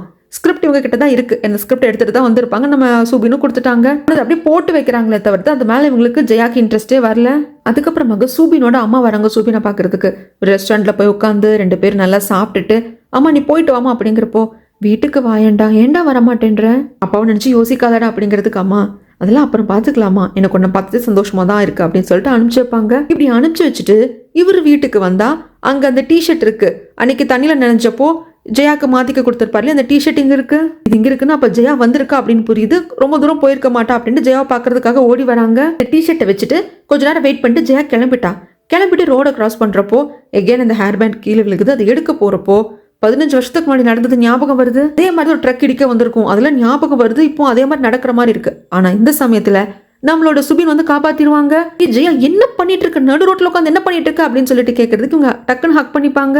ஏன்னா அந்த சிச்சுவேஷன்ல தன்னை காப்பாத்தின சுபினை பாக்குறப்போ தான் ஹை ஸ்கூல் படிச்ச சுபின் தான் ஞாபகம் வந்திருப்பாங்க. அதனால ஹக் பண்ணியிருப்பாங்க. அதுக்கப்புறமாக எவ்வளவோ பேட் மெமரிஸ் நம்மளுக்குள்ள இருக்கு. ஆனா ஏன் டக்குன்னு நான் ஹக் பண்ண அப்படிங்கிறப்போ ஏன்னா நம்மளுக்குள்ள குட் மெமரிஸும் இருக்கு அப்படின்னு சொல்லிட்டு இவர் சொல்வாரு. அதுக்கப்புறமாக ஜெயா வீட்டுக்கு வந்துடுவாங்க. வீட்டுக்கு வந்த ஜெயா அந்த ஸ்கிரிப்ட் எடுத்து பார்க்குறப்போ இந்த ஸ்கிரிப்டுக்காக இவங்க ஒவ்வொரு சீன் எப்படி எழுதியிருப்பாங்க, அந்த ஸ்டோரி எப்படி டெவலப் பண்ணியிருப்பாங்க அப்படிங்கிறதுல ஞாபகம் வருது. எகெயின் இதே ஸ்டோரியில் ஒர்க் பண்ண முடியுமா அப்படின்னு சொல்லிட்டு தெரியல. அதுக்கப்புறமாக நம்ம சுபினோட ஃப்ரெண்ட் இருப்பார் இல்லைங்களா, அவரும் வந்துட்டு இப்போ இங்கே வந்துட்டாங்க. நிறைய விஷயங்கள் பேசிக்கிறாங்க. இல்லை நான் ஒரு கதை வச்சிருக்கேன், அதை தான் நான் எடுக்கணும், அதோட எண்டிங்கை மட்டும் பிடிக்கணும் அப்படின்னு சொல்லிட்டு அதை பற்றி எல்லாம் பேசிட்டு இருக்காங்க. இந்த பக்கமாக ஹேனா நடிக்கிற ஒரு ட்ராமாவில் ஒரு சின்ன ரோல், இவங்க ஒரு கல்யாணம் போனால் ரெடியாக உட்காந்துருப்பாங்க. அப்போ இவங்க கிட்ட கன்று கொடுத்துட்டு போகிறதுக்காக நம்ம ஜெயாவோட ஃப்ரெண்டு வருவாங்க. ரொம்ப சின்ன ரோல் தான், அதை பண்ணிட்டு இவர் போயிடுவாரு. பிரேக் டைம்ல இவங்க கேரவனுக்கு போகாம இந்த பைக்ல வந்து உட்காந்து சாப்பிடுவாங்க. இது வந்து ஜெயாவோட ஃப்ரெண்டோட பைக் தான். அவரும் ஒன்றும் சொல்ல மாட்டாரு. என்னமோ தெரியல, இந்த ஹேனா பொண்ணுக்கு இந்த பையனை ரொம்ப பிடிச்சிருக்கு. பைக்ல வெளியே போகணும் அப்படின்னு சொல்ல, ஐயோ யாராவது பார்த்து என்னத்துக்கு ஆகுறது, ஹெல்மெட் போட்டுக்கலாம் அப்படின்னு சொல்லிட்டு ஹெல்மெட் போட்டுட்டு பைக்ல ஸ்பீடா ஊரையே சுத்துறாங்க. அடுத்த ஷாட்டுக்கு டைம் ஆயிடும். இவருக்கு சின்ன ரோல் தான், கல்யாண பொண்ணுகிட்ட அந்த கண்ணை கொண்டு வந்து கொடுத்துட்டு போகணும், அதுதான் இவர் ரோல், முடிஞ்சு போச்சு. ஆனா ஹேனா அப்படி கிடையாது. அடுத்த ஷாட் இருக்கு இல்லையா, எப்படியும் கொண்டு வந்து விட்டுடுறாங்க. இவங்களும் அந்த ஹெல்மெட்டோடவே இறங்கிப்பாங்க. அதுக்கப்புறமாக இவங்க தங்கியிருக்கிற அந்த இடத்துக்கே வந்து ஹெல்மெட் கொடுக்கறதுக்காக வந்தேன் ஹேனா சொல்றப்போ இவருக்கு என்ன சொல்றதுன்னு தெரியல. ஹேனா இருந்துட்டு உன்ன மாதிரி ஒரு ஃப்ரெண்ட் எனக்கு கிடைச்சதில்ல, உன் கூட இருக்கிறப்ப ஹாப்பியா இருக்கு, நம்ம ஃப்ரெண்ட்ஸா இருக்கலாம் அப்படின்னு சொல்றாங்க. ஓகேன்னு சொல்லிடுவாங்க. ஹெல்மெட் கொடுத்துட்டு அவங்க போறப்போ ஃப்ரெண்ட் இருந்தால் நல்லா இருக்குன்னு உங்க மனசுக்கு படுது போல இருக்கு அப்படின்னு ஹெல்மெட்டை பார்த்தா அதில் அவங்க ஃபோன் நம்பர் எழுதி வச்சிருக்காங்க ஹேனா. அதுக்கப்புறமாக ஹேனாவோட அம்மாவை பார்க்கறதுக்காக நம்ம சூபினுக்கு தாங்க அப்பாயின்மெண்ட் இருக்கும். பட் ஒரு ஃப்ரெண்டை அனுப்புவாங்க. ஏன்னா நான் ஏற்கனவே சொல்லியிருக்கேன், ப்ரொடக்ஷன் கம்பெனியோட சிஓவும் தான் இந்த ஃப்ரெண்டு.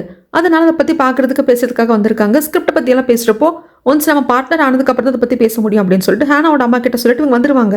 இவர் வந்து காரில் ஏறப்போ காரை எடுக்கிறதே சூபின் தான். பார்க்குற ஹேனாவோட அம்மாவுக்கு சூபினே வந்திருந்தோம், ஏன் அவரோட அசிஸ்டன்ட் ஃப்ரெண்ட் அனுப்பிச்சாங்க அப்படின்னு சொல்லிட்டு புரியல. இந்த சீன் அப்படியே கட் பண்ணா கொஞ்சம் நைட் டைம் ஆயிடுச்சு. நம்ம ஜெயா ஒர்க் பண்ற இடத்துல அவருக்கு சீனியர் இருப்பாங்க இல்லைங்களா, அவர் கால் பண்ணி வர சொல்லியிருக்காங்க. எதை பத்தி ஏதோ பேசணுங்கிறதுக்காக. சரி நம்ம ஜாவை பத்தி தான் பேசுறாரு போல இருக்கு, என்ன ஏதுன்னு சொல்லி கேட்கலான்னு வந்தா பயங்கரமா குடிச்சிருக்காராமா. அதனால எனக்கு பதில் நீதான் கார் ஓட்டணும் அப்படின்னு சொல்லி கூப்பிட்டுருக்காங்க. அங்க நம்ம சூபின் வராங்க. அவர் தான் எப்ப பார்த்தாலும் நம்மளோட ஜெயா பின்னாடியே சுத்திக்கிட்டே இருப்பாங்களே, வந்து என்ன எதுன்னு கேட்கறதுக்கு இவர் இந்த மாதிரி சொல்றாங்க. இது பாரு, உங்களுக்கு அப்படி வேணும்னா வேற ஒரு டிரைவர் வந்து நீங்க ஹையர் பண்ணிருக்கலாம் இல்லையா, நீங்க ட்ரிங்க்ஸ் பண்ணிருக்கீங்க, டிரைவ் பண்ண முடியாதுன்னா அதுக்கு இந்த பொண்ணை கூப்பிடுறீங்க அப்படிங்கிறாங்க. அது மட்டும் இல்லாம அப்போ வந்து பேசுறப்போ ஷோல்டர்ல அப்படியே பிடிச்சிருந்திருப்பாரு ஜெயாவை. ஜெயா வந்து கையெடுத்து விடுறப்போ கூட விட மாட்டாங்க. சூபின் ஜெயாக்காக பேசுறாங்க அப்படிங்கிறப்போ ஜெயாக்கு அப்படியே ஒரே பட்டர்ஃபிளைஸா பறக்குது. அந்த சீனியர் சொல்லுவாங்க, இதுல என்ன தப்பு இருக்கு, அவனோட ஜூனியர், அவகிட்ட இந்த வேலையை எப்போ வாங்குறது தான், மற்றபடி என்னோட இன்டென்ஷன் தப்பு கிடையாது அப்படிங்கிறாங்க. ஏன்னா ஒரு பொம்பளை பிள்ளைய நைட் டைம் வந்து டிரைவ் பண்றதுக்காக கூப்பிடுறானே அப்படின்னு சொல்லிட்டு நீ தப்பாக புரிஞ்சுக்கிட்டு பேசுற போல இருக்கு அப்படிங்கிறப்போ ஜெயாவை பார்த்து கேட்பாங்க சுபின், நீ சொல்லு அப்படிங்கிறப்போ இவர் ஓவரா இந்த மாதிரி ட்ரிங்க் பண்ண டிரைவ் பண்ண கூப்பிடுவாரு, நிறைய ஒர்க்கு என் தலையில கட்டுவாரு அப்படின்னு சொல்லிட்டு வரிசையா சொல்றாங்க. அப்ப கரெக்டா இவங்களும் திரும்பி பார்த்து ஜெயா நீயும் குடிச்சிருக்கல அப்படிங்கிறதுக்கு ஜெயாவும் குடிச்ச மாதிரி அப்படியே நம்ம ஆக்டிங் எல்லாம் பண்ண அந்த சீனியர் கேட்பாங்க, ஏமா கொஞ்ச நேரத்துக்கு முன்னாடி தானமா நல்லா இருந்தா அப்படிம்பாங்க. ரொம்ப போராடி பார்த்து முடியல. கடைசியில இதை பாரு சுபின், இது ஏன் லைஃப், நான் பாத்துக்கிறேன் அப்படின்னு சொல்லிட்டு அந்த கீயை வாங்கிட்டு வந்து அந்த கார் எடுக்கிறாங்க. இவர் பின்னாடி சைட்ல உட்காந்துப்பாரு. கார் ஓட்டுறப்போ இதுக்கு அதுக்கு ஆட்டி கண்ட மேனிக்கு ரேஷா ஓட்டி ஒரு இடத்துல கொண்டு இடிக்கிற மாதிரி நிறுத்திட்டு இறங்கடா வெளியா அப்படின்னு சொல்லிட்டு இழுக்கிறப்போ இவங்க ஷர்ட்டை பிடிச்சி இழுத்துருவாங்க. அப்படியே கையோடு கிழிஞ்சு வந்துடும். அதெல்லாம் பொருட்படுத்தாம அந்த சீனியரை தூக்கி வெளியே போட்டுட்டு, நானும் போனா போகுது, எனக்கு இந்த வேலை முக்கியம், ஃபினான்ஷியலா வந்து எனக்கு இந்த வேலை ரொம்ப ரொம்ப முக்கியம் அப்படின்னு பார்த்தா நீ ஓவரா தான் பண்ணிட்டு இருக்க, என்ன பெர்மனன்ட் எம்ப்ளாயா மாத்துறேன்னு சொல்லிட்டு நீ பண்ற ஆட்டோலையும் போதும்னு இருக்கு அப்படின்ட்டு காரு கீயும் தூக்கி எங்கேயோ வீசிட்டு, இதுக்கப்புறம் நீயும் வேண்டாம் வேலையும் வேண்டாம் அப்படின்ட்டு கிளம்பி வந்துருவாங்க. எல்லாத்தையும் பார்த்துட்டு பின்னுக்கு போய் வந்த இவரு கோட்டை கட்டி போத்தி விட்டுட்டு ஒரு பார், அந்த ரோட்டு சைட்லேயே பார் மாதிரி வச்சிருப்பாங்க இல்லைங்களா, அங்கே கூப்பிட்டு வந்து உட்காந்து ட்ரிங்க்ஸ் எல்லாம் ஊற்றி கொடுக்குறாங்க. ரொம்ப ஃபீல் பண்ணி பேசுகிறாங்க. என்னோட ட்ரீம் அப்படிங்கிறது நான் ரொம்ப பெருசாக வச்சுருந்தேன், நான் எந்த இடத்துல ஸ்டக் ஆனேன் எனக்கு இன்னும் புரியல. ஓகே, எல்லாருக்கும் ஒரு இடத்துல போய் ஸ்டக் ஆகுறதுக்கான விஷயம் நடக்கும் தான், பட் அதையும் தாண்டி வரணும் இல்லையா ட்ரீமுக்காக, ஆனால் நான் ஏன் வரல, எனக்கு ஒன்றுமே புரியல அப்படின்னு ரொம்ப பயங்கரமாக ஃபீல் பண்ணி பேசிட்டு அழ ஆரம்பிச்சிருவாங்க. சுபின் பக்கத்தில் வந்து உட்காந்து கண்ணத்தை பிடிச்சி சமாதானப்படுத்துறப்போ, நீ ஏன் இப்படி எல்லாம் ரொம்ப குட்டா இருக்கேன்ட்டு அகேனால அடுத்த நாள் விடிஞ்சு பார்த்தா சூபினோட ரூம்ல சூபினோட பெட்ல இருக்காங்க. எழுந்து பார்த்தவங்களுக்கு என்னடா ஏதடா அப்படிங்கிற மாதிரி இருக்கு. போலான்னு பாக்குறப்போ சூபினோட ஃப்ரெண்ட் அந்த பக்கம் வந்துருவாங்க. அவர்கிட்ட இருந்து தப்பிக்கிறதுக்கு இந்த பக்கம் திரும்பி ரூம்குள்ள போலான்னு பார்த்தா வாஷ்ரூம் விட்டு வெளியே வந்து தலைமுடியெல்லாம் காய வச்சுட்டு இருப்பாரு சூபின். அவர் அப்படியே வாஷ்ரூம்குள்ள தள்ளி விட்டுருவாங்க. இவங்களும் அப்படியே அவர் தள்ளிட்டே வாஷ்ரூம்குள்ளேயும் போயிடுவாங்க.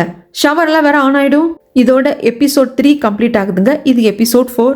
ஃபர்ஸ்ட் எழுந்ததுமே யோசிச்சு பார்ப்பாங்க, ஜெயா நம்ம என்ன பண்ணோம் அப்படின்னு சொல்லிட்டு. அதுக்கப்புறம் தான் தெரிய வருது, நிறையா குடிச்சிட்டு ரோட்ல நிதானமே இல்லாமல் ஆடிட்டு வந்திருப்பாங்க. அதுக்கப்புறம் இவர் ஏதோ கூப்பிட்டு வந்திருக்காருங்கிற அந்த அளவுக்கு புரிஞ்சு போச்சு. சரி, சூபின் முகத்தில் முழிக்காம நம்ம போயிடலான்னு பார்த்துருக்காங்க, முடியல. இங்கே பாத்ரூமில் வந்து ஷவர் எல்லாம் ஆன் ஆகிட்டு அது ஒரு மாதிரி 2 பேரும் நனைஞ்சிட்டாங்க. அப்படியே பேந்த முழிச்சிட்டு இருப்பாங்களே. சூபின் கேட்பாங்க, ஏன் ஜெயா அப்படி பார்க்குறேன்ட்டு. எனக்கு எங்கே பார்க்கறதுன்னு தெரியல, அதான் அப்படி பார்க்குறேன் வாங்க. அதுக்கப்புறமா பாரு நனைஞ்சு போயிட்டு அப்படின்னு சொல்லிட்டு முகத்தெல்லாம் தொடச்சுக்கிட்டு போய் ஹாலில் வெயிட் பண்ண அப்படின்னு சொல்கிறாங்க. இவங்க வெயிட் பண்ணதுக்கு அப்புறமாக நம்ம சுபின் வருவாங்க. வந்துட்டு நீ பயப்பட வேண்டாம், அவன் வந்து என் ஃப்ரெண்டு தான், அந்த அசிஸ்டன்ட் கூட. அது மட்டும் இல்லாமல் நான் அவனும் ஒரே ரூமில் தங்கிட்டு இல்லை, பக்கத்தில் வேற ரூம் எடுத்து அவன் தங்கியிருக்கா, நீ ஒன்றும் பதறாத அப்படிங்கிறாங்க. சரி அதெல்லாம் இருக்கட்டும், நான் பாட்டுக்கு ஏதோ கோவத்தில் என் சீரியலை கண்ணாப்பின்னா நல்லா பண்ணிட்டேன், திட்டேன், எனக்கு கண்டிப்பாக அங்கே வேலை கிடைக்காது, அவ்வளோதான் என்னோட வேலை போயிடுச்சுன்னு புரிஞ்சிச்சு. நிறைய ட்ரிங்க்ஸ் பண்ணிட்டேன், சிலதெல்லாம் ஞாபகம் இருக்குது, சிலதெல்லாம் ஞாபகம் இல்லை, நான் என்னென்ன பண்ண அப்படின்னு கேட்கறதுக்கு நீ நல்லா குடிச்சதுக்கு அப்புறமாக இவங்க ஒரு வீட்டுக்கு இப்போ ரெண்டுக்கு இருக்காங்க இல்லைங்களா, நான் வெக்கேட் பண்ண போகிறேன், யாராவது ரெண்டு வேணா வந்துக்கோங்க அப்படின்னு நல்லா கூட ஆட் பண்ணி விட்டுருப்பாங்களாமா. அதெல்லாம் பார்த்தவங்க வீட்டுக்கு போயிட்டு அவ்வளோதான் சோலி முடிஞ்சது அப்படிங்கிற மாதிரி இருக்கு. ஏன்னா இதுக்கப்புறம் இந்த வீட்டில் தங்க முடியாது, ஏன்னா இந்த வீட்டை நான் வெக்கேட் பண்ணுறேன், வேற யாராவது ரெண்டுக்கு வரணும்னா வந்துக்கோங்கன்னு சொல்லிட்டாங்க. இவங்க வீட்டுக்கு வரப்போ ரெண்டுக்கு பார்க்கறதுக்கு ஆட்களும் இருக்காங்க. வேற வீடு பார்க்கணும், வேற வழியே இல்லை. ஓகே, நான் வந்து ஃப்ரீயாக வந்து ஒர்க் பண்ண போகிறதுல பேமெண்ட் வாங்கிட்டு ஒர்க் பண்ண போகிறேன் அப்படின்னு சொல்லிட்டு ஸ்கிரிப்டில் ஒர்க் பண்ணுறதுக்கு ஒத்துக்கிறாங்க. அதுக்கான அக்ரிமெண்ட் போட்டிருப்போ சீல் வைக்கிறதுக்கு ரொம்ப யோசிக்கிறாங்க ஜெயா. சுபின் கேட்பாங்க, ஏன் அந்த சீல் ரொம்ப ஹெவியாக இருக்கா அப்படின்னு கேட்குறதுக்கு ஜெயா ஆமான்னு சொல்ல, என்னோட ஃபர்ஸ்ட் ப்ராஜெக்டை நான் சைன் பண்ணுறப்போ எனக்கும் அப்படி தான் இருந்தது, போக போக சரியாயிடும் அப்படிங்கிறாங்க. அப்போ தான் ஃப்ரெண்டு வருவாங்க, இந்த மாதிரி நான் வந்து சுபினோட ஃப்ரெண்டு மட்டும் கிடையாது, ப்ரொடக்ஷன் கம்பெனியோட சிஇஓ நான் தான் அப்படின்னு சொல்லிட்டு காலை பார்க்குறப்போ இந்த ஷோஸை நான் எங்கேயோ பார்த்துருக்கேனே நேற்று அப்படின்னு சொல்லி ஆரம்பிக்க என்ன சொல்கிறதுன்னு தெரியல ஜெயாக்கு. அதுக்கப்புறமாக அக்ரிமெண்ட்டும் சைன் பண்ணுறாங்க. இவர் இருக்கார் இல்லைங்களா நம்ம சுபினோட ஃப்ரெண்டு, இவர் பேர் வந்து ஜேடனா. ஜேடன் போயிட்டு நம்ம ஜெயாவோட சீனியராக பார்க்குறாங்க. இதுக்கப்புறம் அவங்க ஒர்க் பண்ண வரமாட்டாங்க, பட் அவங்களுக்கான பேமெண்ட் போகணும், அவங்க எங்கள் கம்பெனியில் வந்து சைன் பண்ணியிருக்காங்க, அவங்க ஒர்க் பண்ணதுக்கான பேமெண்ட்டை நீங்கள் கொடுக்கணும் அப்படின்னு சொல்கிறாங்க. பயங்கர செட்டப்போட ஜெயா உட்கார்றா, பயங்கரமாக நான் எழுத போகிறேன் அப்படின்னு சொல்லிட்டு.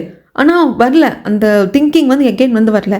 ஒன்று ஸ்ட்ரெயின் பண்ணிக்காத, கொஞ்சம் ரிலாக்ஸ் பண்ணலாம், வா மூவி பார்க்கலாம் அப்படின்னு சொல்லிட்டு வீட்லேயே மூவியெல்லாம் பார்க்கறதுக்கான செட்டப் எல்லாம் பண்ணிட்டு ஜெயாவை கூப்பிடுறாங்க. இந்த பக்கம் ஒர்க் பண்ணுற இடத்துல, அதுவும் இப்போ இவங்க ஒர்க் பண்ணிட்டு இருக்க இந்த ட்ராமால தான் வந்து ஹேனா ஒர்க் பண்ணிட்டு இருக்க இதே ட்ராமால தான் வந்துட்டு அவங்களும் வந்து ஒர்க் பண்ணுவாங்க ஜெயாவோட ஃப்ரெண்டும். அந்த ஹீரோ, அந்த ட்ராமாவோட ஹீரோ வந்துட்டு கொஞ்சம் புள்ளி பண்ணுறான்.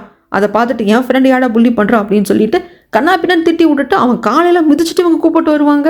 இங்கே படம் பார்த்துட்டு இருப்பாங்களா 2 பேரும். அப்படி பார்த்துக்கிட்டே இருந்தவங்க ஒருத்தர் மேலே படுத்து ஒருத்தர் மேலே தூங்கி போயிடுவாங்க.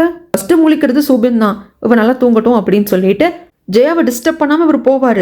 போறவரை இவர் பார்த்துட்டு மட்டும் தூங்குற மாதிரி படுத்துப்பாங்க. இப்போ எதுக்கு நான் தூங்குற மாதிரி படுத்திருக்கேன் அப்படின்னு சொல்லிட்டு எகெயின் சூபின் வந்து சரி நல்லா படுக்க வைக்கலாம் அப்படிங்கிறதுக்குள்ள டக்குன்னு முழிச்சுப்பாங்க. அதுக்கப்புறமாக சரி நைட் ஆயிடுச்சு, நீ தூங்க, நாளைக்கு மறுபடியும் எழுத உட்காரலாம் அப்படின்னு சொல்லிட்டு இதே ரூம்ல தான் வந்துட்டு நம்ம ஜெயாவும் தங்க போறாங்க. பட் ஜெயா பெட்ரூம்ல படுத்துப்பாங்க, இவர் ஹாலில் படுத்துக்கிறாரு. ஹாலில் படுக்கிறப்ப ஏதோ வந்து தட்டுப்படுது, என்னன்னு பார்த்தா ஹேர் பேண்ட். அதை எடுத்து சுபின் கையில் போட்டு தூங்கி போயிடுவாங்க. அடுத்த நாள் எகெயின் உட்காடுறாங்க ஜெயா எழுதுறதுக்கு. அவங்களால எழுத முடியல, என்ன பல வருடங்கள் டச் விட்டு போச்சு. எகெயின் அந்த கான்சென்ட்ரேஷனும் வரமாட்டேங்குது, அந்த திங்கிங்கும் வரமாட்டேங்குது, என்ன பண்ணுறதுன்னு தெரியல. இது தன்னால் முடியாது அப்படின்னு சொல்லிட்டு எல்லாத்தையும் அப்படியே விட்டுட்டு சூபின் கிட்ட கூட சொல்லாமல் போயிடுவாங்க. அதுக்கப்புறமாக சரி எங்கே தான் இருப்பா ஜெயா அப்படின்னு சொல்லிட்டு கொஞ்சம் தேட சொல்லியிருப்பாங்க. இந்த மாலில் தான் வந்து ஹேனா வருவாங்க ப்ராடக்ட் ப்ரொமோஷனுக்காக. அதுக்காக அங்கே போயிருப்பா அப்படின்னு பார்க்க வரலான்னு வரப்போ இந்த இடத்துல தான் ஜெயாவோட ஃப்ரெண்டும் இருப்பாங்க. இந்த மாலில் ஒரு பார்ட் டைம் ஜாப் பண்ணிட்டு இருப்பாருங்க. அவர் தாங்க இந்த ஹோஸ்ட் பண்ணுற வேலையும் ஜெயாவுக்கு வாங்கி கொடுத்துருப்பாங்க. இங்கே தான் ஜெயா இருக்கா அப்படின்னு சொல்லிட்டு விசாரிச்சுட்டு வந்துட்டார் இல்லையா நம்மளோட சூபின். வந்துட்டு எப்படி இருக்க ஏது இருக்குன்னு பேசிக்கிட்டே இருக்கிறப்போ ஆனால் அதான் ப்ராடக்ட் ப்ரொமோஷனுக்காக வர்றது. அவங்க வராங்க. ஆமாம் இது யாரும் அசிஸ்டன்டான்னு கேட்கறதுக்கு நம்ம சுபின் இருந்துட்டு இல்லை இவன் அசிஸ்டன்ட் இல்லை அப்படிங்கிறாங்க. நான் ஒன்றும் உங்ககிட்ட கேட்கல, நான் இவங்ககிட்ட கேட்டேன் அப்படிங்கிறப்போ அசிஸ்டன்ட் வச்சிருக்கிற அளவுக்குலாம் நான் பெரிய ஆள் இல்லை, ஆனால் சின்ன சின்ன ரோலை நடிச்சிட்டு இருக்கேன், அது இல்லாமல் என்னை விட வயசில் பெரியவர், நாங்கள் நெய்பர்ஸ் அப்படின்னு சொல்லிடுவாங்க. இவங்ககிட்ட கொஞ்சம் பார்த்துரு அப்படின்னு சொல்லிட்டு இவங்க பாட்டுக்கு ஹேனா வருவாங்க. அந்த சமயத்தில் இவரும் போக பார்ப்பாரு.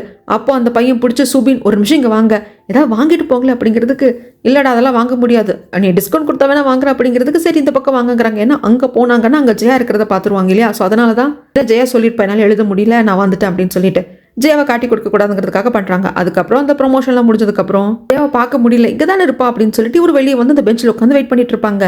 ப்ரொமோஷன் முடிஞ்சு எல்லாரும் போகிறப்போ ஜெயாவும் வெளியே வருவாங்க.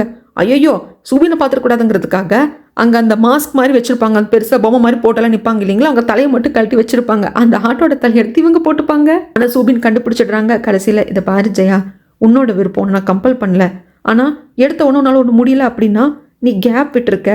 அது மட்டும் இல்லாமல் மனசளவில் நீ எழுதுறதுக்கு ரெடியும் ஆகலை. அதனால நான் உனக்கான டைம் கொடுக்குறேன். அதுக்காக நீ என்கிட்ட சொல்லாமல் கொள்ளாமல் போகணுங்கிற அவசியம் இல்லை அப்படின்னு சொல்லிட்டு இவர் பாட்டுக்கு வருவார். அதாவது ஜெயாக்கான ஸ்பேஸ் அவர் கொடுக்குறாரு. ரொம்ப யோசனைக்கு அப்புறமாக ஜெயாவும் ஓகேன்னு சொல்கிறாங்க. சரி, இங்கேருந்து அந்த மைண்ட் வராது, நம்ம ஏதாவது ஒரு ஐலாண்டுக்கு போயிட்டு நம்ம ஸ்டோரி எழுதலாம் அப்படிங்கிறதுக்காக இவர் சொல்லியிருப்பாரு. அதுக்கும் ஜெயா ஓகேன்னு சொல்கிறாங்க. உங்கள் அம்மா கிட்டே எப்படி டேரெக்டாக சொல்கிறதுன்னு ஜெயாக்கு தெரியல. அதனால ஒரு முக்கியமான விஷயமாக நான் கொஞ்சம் வெளியூர் போகிறோமா அப்படின்னு சொல்லிட்டு ஸ்கிரிப்டுக்காக கொஞ்சம் பணம் வாங்கியிருப்பாங்க. அந்த பணத்தையும் வந்து ஒரு அக்கௌண்ட்டில் போட்டு வச்சு அக்கௌண்ட் பாஸ்புக்கையும் அவங்க பெட் மேலே வச்சுட்டு இவங்க கிளம்புறாங்க. ஓரளவுக்கு இன்ஃபர்மேஷன்ஸ் எல்லாம் கலெக்ட் பண்ணி எழுதிட்டு இருக்காங்க. இப்போ ஓரளவுக்கு ஓகே, அவங்க அந்த ஃபார்முக்கு வந்துட்டு இருக்காங்க. அப்போ ஃப்ரெண்டு கிட்டலாம் கால் பண்ணி பேசுவாங்க. ஒர்க் பிளேஸில் வந்து நம்ம ஜெயாக்கு வந்து ஒரு பொண்ணு ஃப்ரெண்டாக இருப்பாங்க. அவங்க ஜேடனை எதிர்ச்சியாக பார்ப்பாங்க. 2 பேர் லிஃப்ட்டுக்குள்ளே போனதுக்கு அப்புறமாக நிறைய பேர் லிஃப்ட்டுக்குள்ளே வர இந்த ஜேடன் போயிட்டு கிட்டத்தட்ட அவங்க இடிக்கிற மாதிரி நிற்பாங்களா. அப்போ தெரியாமல் ஜெயாவோட அந்த பொண்ணு ஃப்ரெண்டு அவங்க லிப்ஸ்டிக் வந்து பட்டுடும், கிஸ் பண்ண மாதிரி ஒரு ஷோல்டரில். ரொம்ப தர்ம சங்கடமாக போயிடும். இது என்ன பண்ணுறது, அழிக்கவும் முடியாது அப்படின்னு சொல்லிட்டு வெளியே வந்ததும் அவங்க ஷர்ட்லேயே நம்பர் எழுதிட்டு, சார் இதுக்கான செலவு, இந்த க்ளீன் பண்ணுறதுக்கான செலவை நான் ஏற்றுக்கிறேன், லாண்ட்ரியில் போட்டு என்கிட்ட சொல்லுங்க அப்படின்னு சொல்லிட்டு இவங்க வந்துடுவாங்க. ஜெயாவோட பொண்ணு ஃப்ரெண்ட் இங்கே ஒரு பிளைண்ட் டேட்டை பார்க்கறதுக்காக வந்திருப்பாங்க. பட் அந்த பர்சனே இவங்களுக்கு பிடிக்கல அப்படிங்கிறத விட செட் ஆகலை, தப்பிச்சா போதுண்டா அப்படிங்கிற மாதிரி தான் இருக்குது, எனக்கு ஒர்க் இருக்குது அப்படின்னு சொல்லிட்டு இவங்க கீழே வந்து போகலாம் அப்படின்னு பார்க்குறப்போ எகைன் ஜெடன் எதிர்ச்சியாக பார்ப்பாங்க. ஜெடனை பார்த்தோன்னே இவங்களுக்கு பிடிச்சிருக்கும். அதனால் கொஞ்சம் அப்ரோச் பண்ணுறாங்க. நீங்கள் ஃப்ரீயாக இருந்தீங்கன்னா என் கூட டின்னர் சாப்பிட வரீங்களா அப்படின்னு கேட்குறப்போ ஜெடனுக்கு என்ன பண்ணுறதுன்னு தெரியல. டக்குன்னு கால் வரும். கால் பண்ணது நம்மளோட சூபின் தான். பட் ஹனி சொல்லு ஹனி அப்படின்னு கேட்குறப்போ சாரி உங்களுக்கு வந்து பார்ட்னர் இருக்காங்கன்னு எனக்கு தெரியாது, நான் கேட்டது நீங்கள் மறந்துடுங்க அப்படின்னு சொல்லிட்டு ஜெயாவோட அந்த பொண்ணு ஃப்ரெண்ட் அங்கேருந்து வந்துருவாங்க. சூபின் வந்துட்டு என்ன எதுக்கடா பேபி ஹனின்னு கூப்பிட்டேன்னு கேட்கறதுக்கு, அது இங்கிருந்து ஒரு பொண்ணு கிட்ட இருந்து தப்பிக்கிறதுக்கு. சரி தப்பிச்சிட்டியா, அதெல்லாம் தப்பிச்சிட்டு நீங்கள் எப்படி கதை எழுதிட்டு இருக்கீங்க, எப்படி போயிட்டு இருக்கு அப்படின்னு சொல்லிட்டு பேசிட்டு முடிச்சிருவாங்க. அதுக்கப்புறம் நம்ம ஜெயா கதை எழுதுவாங்களா, நல்லா எழுதிட்டு வந்துட்டாங்க, ஒரு இடத்துல ஸ்டக் ஆயிடுச்சு, இதுக்கு மேலே எப்படி கொண்டு போகிறதுன்னு தெரியல அப்படிங்கிறப்போ அதை வந்து படித்து பார்க்குறாரு நம்மளோட சுபின். இதுக்கப்புறம் என்ன, ஹீரோ ஹீரோயின் கிஸ் பண்ணிக்கணும் அவ்வளோதானே, அது எழுத வேண்டியது தானே அப்படிங்கிறப்போ அப்படி எழுத முடியாது இல்லைங்களா. ஓகே, ஹீரோ ஹீரோயின் பார்த்துக்கிட்டாங்க, கிஸ் பண்ணிட்டாங்க அப்படின்னு நான் கதை சொல்கிற மாதிரி அப்படி எழுத முடியாது, டிஃபைன் பண்ணி எழுதணும், அப்படி வர்ணிச்சு எழுதணும், அந்த சிச்சுவேஷனையும் சேர்த்து வர்ணிச்சு எழுதணும். அப்படி இவர் சொல்ல ஒரு மாதிரி டிஸ்டர்ப் ஆகுது ஜெயாவுக்கு. நான் தனியாக போய் எழுதுறேன் அப்படின்னு சொல்லிட்டு இவங்க லேப்டாப் எடுத்துகிட்டு வந்து தனியாக ஒரு காஃபி ஷாப்பில் மாதிரி உட்காந்து எழுதுறாங்க. இந்த மாதிரி ஹீரோ பக்கத்தில் வர்றப்போ அவனோட ஸ்பெக்ஸை கழட்டி கிஸ் பண்ண போகிறாங்க அப்படிங்கிற மாதிரி எழுதுறப்போ அதுக்கு மேலே இவங்களால முடியல. என்ன பண்ணுறாங்க, டேஷ்னு போட்டு விட்டுட்டு ஹீரோக்கு அனுப்பிச்சிருவாங்க. பார்க்குற ஹீரோக்கு சிரிப்பு தான் வரும். அதுக்கப்புறம் தனியாக ஒரு இடத்துல வந்து உட்காந்துட்டு ரொம்ப யோசிச்சுக்கிட்டே இருப்பாங்க நம்ம ஜெயா. நிறையா தோணுது, ஃபர்ஸ்ட் லவ், ஃபஸ்ட்டு பார்த்தது, அதுக்கப்புறம் அவனை இப்போ மீட் பண்ண போவோம், அந்த டிஸ்டர்பன்ஸ் மனசுக்குள்ள இருந்துகிட்டே இருக்கல, எல்லாம் ஞாபகத்துக்கு வரும். எங்கே போனா ஜெயா அப்படின்னு சொல்லிட்டு மழை வேற வருதுன்னு கொடையை பிடிச்சிட்டு தேடிட்டு வருவார். ஒரு தள்ளி நின்று ஜெயாவை பார்த்துருவாங்க. இங்கே உட்காந்துட்டு இருந்த ஜெயாவும் நம்மளுக்காக தான் சூபின் தேடி வந்திருக்கா அப்படிங்கிறத பார்த்துருவாங்க. அவங்க மைண்டுக்குள்ளே ஓடுது, இதுதான் பர்ஃபெக்ட் சுச்சுவேஷன், ஃபர்ஸ்ட் கிஸ்க்கான பர்ஃபெக்ட் சுச்சுவேஷன், நம்மளுக்காக வந்திருக்கான் அப்படின்ட்டு அங்கேருந்து இவங்க ஓடி வருவாங்க. வந்தவங்க இவரும் வருவார் கொடையை பிடிச்சிட்டு ஓடி, அப்படியே டக்குன்னு இவங்க கிஸ் பண்ணிடுவாங்க. ஃபர்ஸ்ட் கிஸ் பண்ணுறது ஜெயா தான். ஷாக்கிங்காக தான் இருக்கும் சூபினுக்கு. ஆனால் அவரும் எகைன் கிஸ் பண்ண ஆரம்பிச்சிருவாரு. ஸ்டேஜுக்கு மேலே என்னடா இது நம்ம கிஸ் பண்ணிட்டு இருக்கோம் அப்படின்னு சொல்லிட்டு அதிர்ந்து போய் பின்னாடி வந்துருவாங்க ஜெயா. அப்படி 2 பேர் கண்ணோட கண்ணு பார்த்துட்டு நிற்பாங்க. உங்களோட முதல் காதலோட முதல் முத்தம் இப்போதான் நடக்குது. இதுக்கப்புறம் என்ன நடக்குது அப்படிங்கிறத வெயிட் பண்ணி தாங்க பார்க்கணும். ஏன்னா இதோட எபிசோட் 4 கம்ப்ளீட் ஆகுது.